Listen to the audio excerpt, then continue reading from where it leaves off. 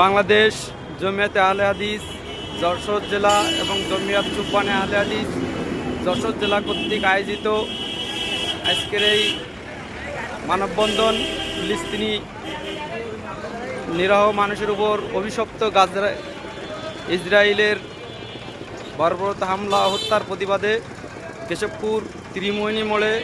জমিয়ত চুব্বানে আহলে হাদিস কর্তৃক যশোর আয়োজিত আজকের এই মানববন্ধন।